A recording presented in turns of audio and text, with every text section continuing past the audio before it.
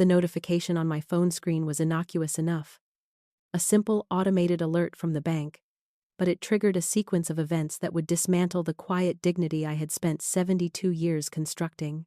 It was a Tuesday in November.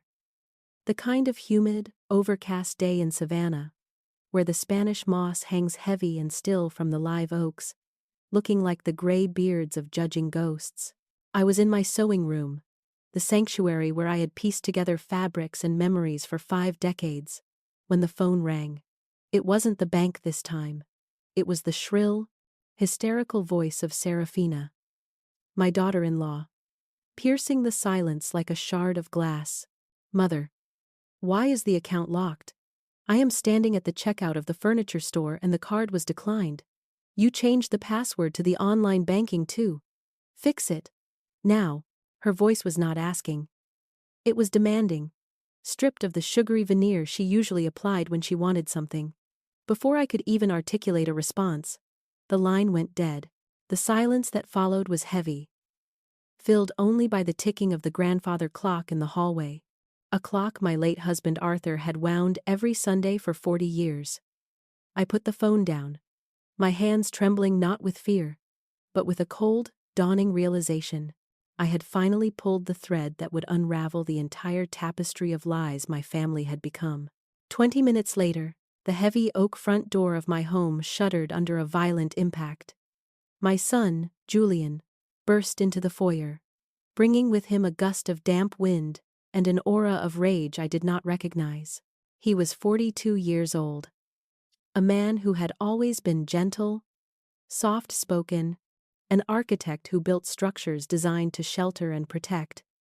But the man standing on my Persian rug was a stranger. His face was flushed, his eyes wild and accusing. "Mom, give me the new password. Right now." He roared the words, his fists clenching and unclenching at his sides.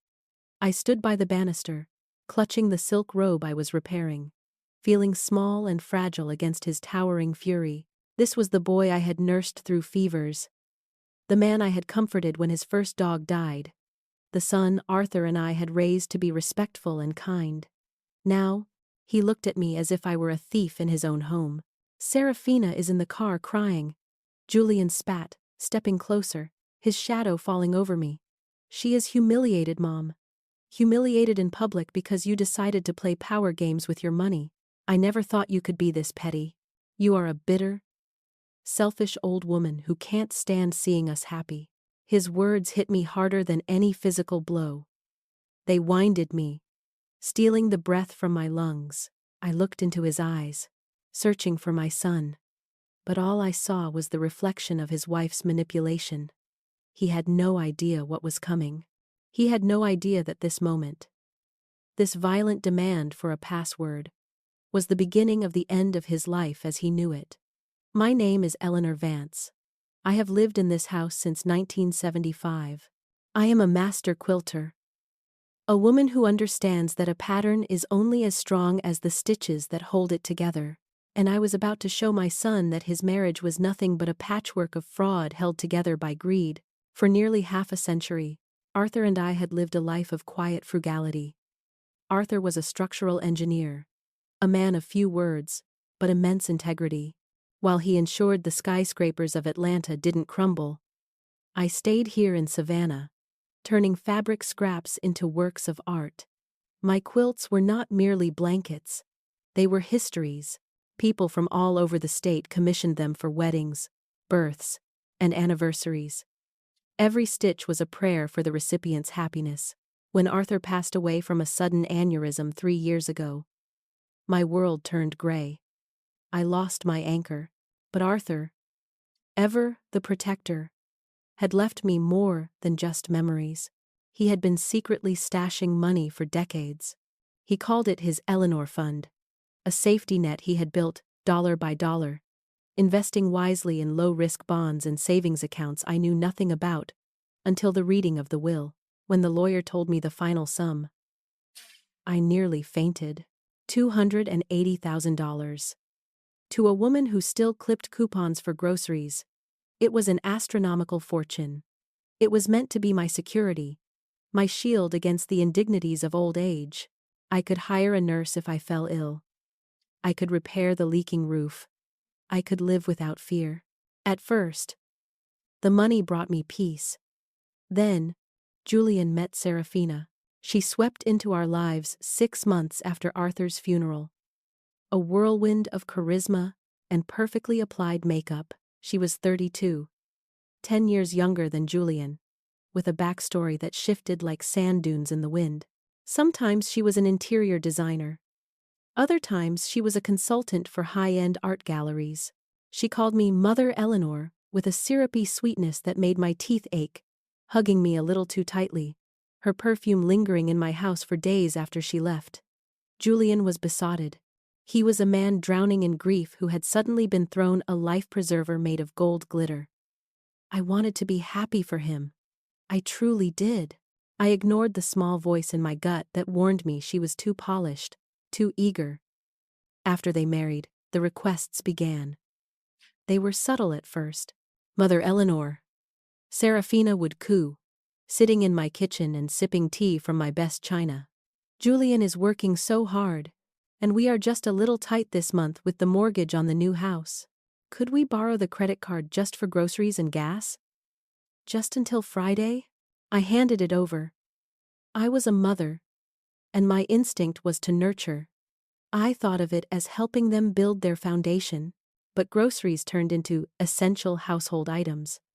Gas turned into car repairs. And then, the floodgates opened. Mother Eleanor?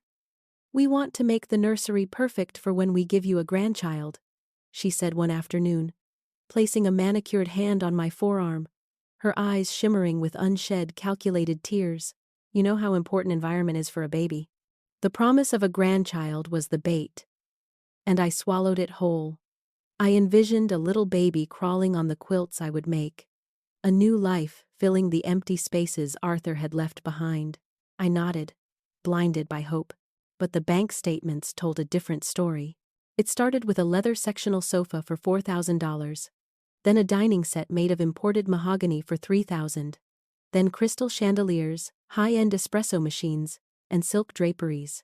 In 3 months, the balance on the card I had given her, access to a card linked to my primary savings, had ballooned by $45,000. I tried to speak to Julian. I invited him over for lunch, serving his favorite pot roast, hoping the comfort food would soften the blow of the conversation. Son, I said gently, pushing the bank statement across the table toward him. I am worried about the spending. Serafina has bought furniture that costs more than my car. This isn't sustainable. Julian didn't even look at the numbers. He pushed the paper away, his jaw tightening. Mom, please. Serafina has impeccable taste. She is increasing the value of our home. It's an investment. Besides, it's your money.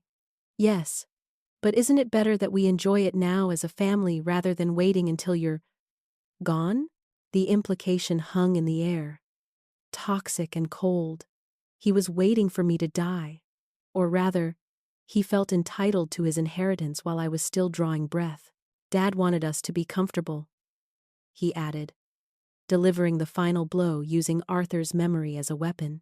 That night, lying in the bed I used to share with a man who repaired his own shoes to save $20, I wept. I wept not for the money, but for the loss of my son. He had been replaced by this defensive stranger who prioritized luxury over his mother's security. But tears would not solve this. I dried my eyes and decided to look closer. I was a quilter.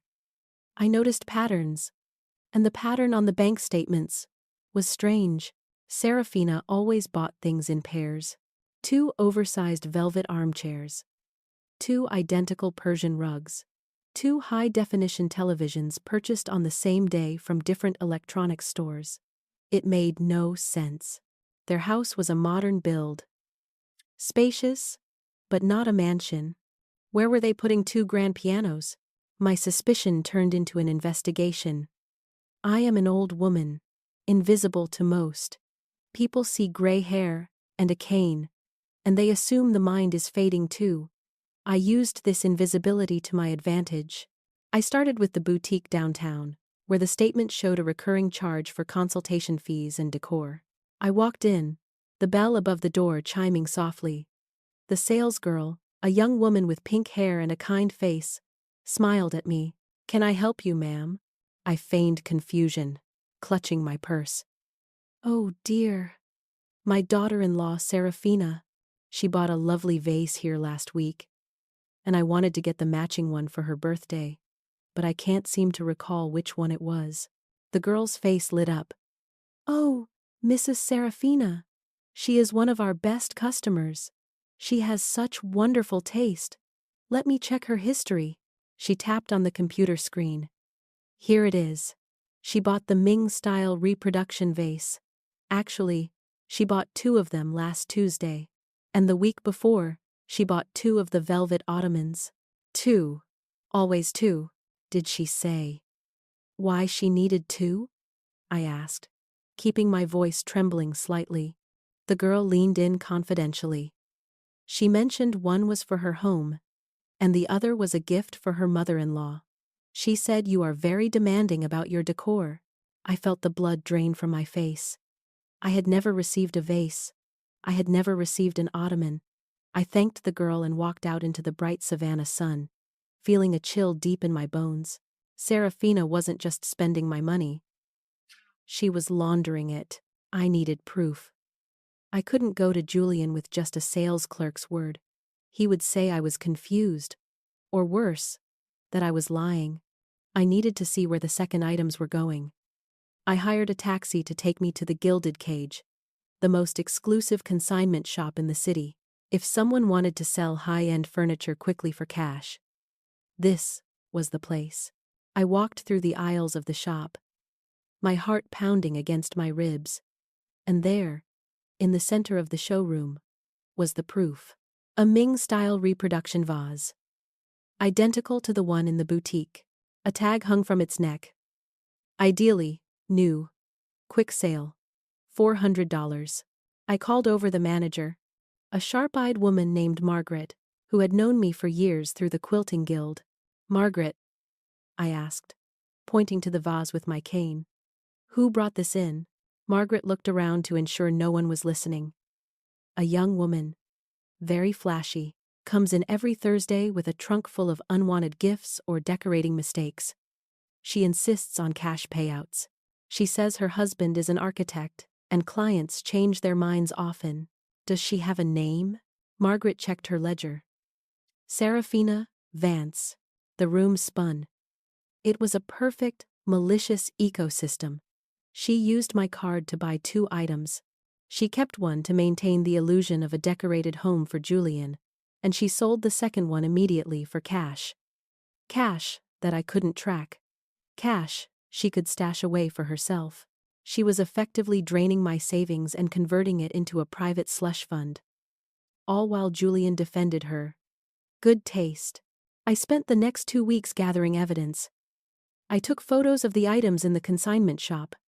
I printed every bank statement. I even drove past their house when I knew they were at work and peeked through the windows to inventory what was actually there versus what had been purchased. I found something even more disturbing in the trash bin at the curb. A crumpled brochure for a luxury assisted living facility. Specifically, the memory care unit. Serafina wasn't just stealing from me. She was planning my exit. She was laying the groundwork to declare me incompetent, using my confusion over money as the first symptom, to lock me away and take control of everything Arthur had left me. The rage that filled me was not hot and explosive like Julian's. It was cold, hard, and sharp as a needle. I went to the bank and changed every password. I locked the accounts. I cut the cord. That brought us to this moment. The shattered door. Julian screaming in my foyer. The ultimatum. I looked at my son, seeing the vein pulsing in his forehead. He was waiting for me to break, to apologize, to hand over the new password so he could go back to his wife and be the hero. I walked slowly to the hallway table where I had placed a manila envelope. Inside were the photos, the bank statements, the affidavit from Margaret at the consignment shop, And the brochure for the memory care unit. I am not giving you the password, Julian, I said, my voice steady, surprising even myself. His face turned a shade of purple I had never seen. You are unbelievable. Do you want me to cut you out of my life? Because I will. I will walk out that door and you will never see me or your future grandchildren again. That threat was her words coming out of his mouth. Before you leave, I said, extending the envelope. Look at this. He slapped it out of my hand. The papers scattered across the floor like fallen leaves. I don't want to see your paranoid scribbles, he shouted. Then ask her, I yelled back, my voice finally rising to match his, the sound echoing off the high ceilings. Ask your wife where the second sofa is, Julian. Ask her where the cash from the consignment shop goes every Thursday. Ask her why she has a brochure for a dementia facility in her purse when I just passed my physical with a clean bill of health. The specific details made him pause. The wind went out of his sails just a fraction. He looked down at the photos scattered on the rug. One of them showed Serafina shaking hands with Margaret, accepting a thick envelope of cash. Julian froze. He recognized the dress she was wearing in the photo. It was the one she had worn to dinner last week. What is this? He whispered. Just then, the sound of heels clicking rapidly on the walkway announced her arrival. Serafina appeared in the open doorway. She had dried her tears, but her face was a mask of cold fury. She saw the papers on the floor and her eyes narrowed into slits. Don't listen to her, Julian, she screeched, rushing in and trying to kick the papers away. She's senile. She's making things up. She photoshopped these. She looked at me with pure, unadulterated hatred. You witch! You hold on to that money like a dragon while we struggle. We are your family. We deserve that money. The mask had slipped completely. There was no Mother Eleanor now. Julian bent down and picked up a bank statement. He read the line item, Lux Living Interiors, $4,200. Then he picked up the receipt from the consignment shop. Dated 2 days later. Payout. For Lux Sofa. $2,000. Cash. Paid to Serafina Vance. He looked from the paper to his wife. You sold the furniture? The furniture my mother paid for? Serafina panic shifted gears. She lunged at him, grabbing his arm. Baby, listen. I did it for us. I'm saving cash for a surprise vacation. Your mother is so stingy. I had to be creative. It's our inheritance anyway. She's practically dead. The silence that followed that statement was absolute. Julian slowly peeled her fingers off his arm. He looked at me, then at the woman he had married. The realization was crashing down on him, the manipulation, the lies, the theft. You were stealing from her, Julian said, his voice trembling. And you were gaslighting me into thinking she was crazy. Serafina realized she was losing him. The desperation made her feral. She spotted the letter opener on the hallway table, a heavy brass antique Arthur had prized. She grabbed it. I am not going back to being poor, she screamed, waving the dull blade in the air. I worked too hard for this. I put up with you and your boring stories and your dusty old mother for 2 years. She lunged not at me, but at the grandfather clock, scratching the wood, then turned the weapon toward me. Give me the password. Write it down. Julian tackled her. It was a clumsy, heavy collision. They fell onto the hard wood floor. The letter opener skittered away, sliding under the cabinet. Serafina fought like a wild animal, scratching Julian's face, screaming obscenities that would make a sailor blush. I didn't freeze. I reached for the phone and dialed 911. There is an intruder attacking my son, I said clearly. Send help. The next hour was a blur of blue lights and static radios. The police arrived and found Serafina hysterical, claiming I had attacked her. But the physical evidence, the scratched face of my son, the overturned furniture, and the calm testimony of a 72-year-old woman painted a different picture. When they handcuffed her, she didn't look at Julian. She looked at me. You'll rot alone in this house, she spat. Julian sat on the bottom step of the stairs, his head in his hands, blood trickling from a scratch on his cheek. The police officer, a kind man named Sergeant Miller, took my statement and collected the envelope of evidence. "We've had eyes on that consignment shop for a while, ma'am," Sergeant Miller said quietly. "Fencing stolen goods. Your daughter-in-law might be part of a bigger ring. This evidence is gold." When the house was finally empty of police, the silence returned. But it was different now. It was the silence of wreckage. Julian didn't move from the stairs. I went into the kitchen, made 2 cups of strong tea, and sat down beside him. I didn't say "I told you so." I didn't scold him. I simply handed him the tea. "She didn't love me, did she?" he asked, his voice breaking. "It was just the money." I placed my wrinkled hand over his trembling one. "She loved what you could give her, Julian, but she didn't know who you were. And she certainly didn't know who I was." The legal proceedings took a year. Serafina was charged with grand larceny, fraud, and assault. It turned out I wasn't her first victim. She had drained the accounts of a fiancé's grandmother in Florida 5 years prior under a different name. She pled guilty to reduce the sentence and is currently serving 5 years in a federal facility. Julian filed for divorce the day after her arrest. He was broken for a long time. The shame of having been so thoroughly deceived weighed on him heavier than the financial loss.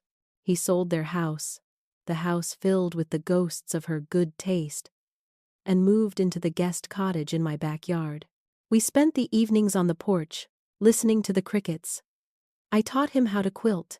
At first, his stitches were uneven and angry, but over time, they became straighter, more rhythmic. We talked about Arthur. We talked about the signs we missed. We rebuilt our relationship, stitch by stitch, stronger than it was before, because now it was based on truth, not just habit. I recovered about half of the money. The rest was gone, spent on trips and clothes that Serafina had hidden in a storage unit. But I didn't care about the lost dollars.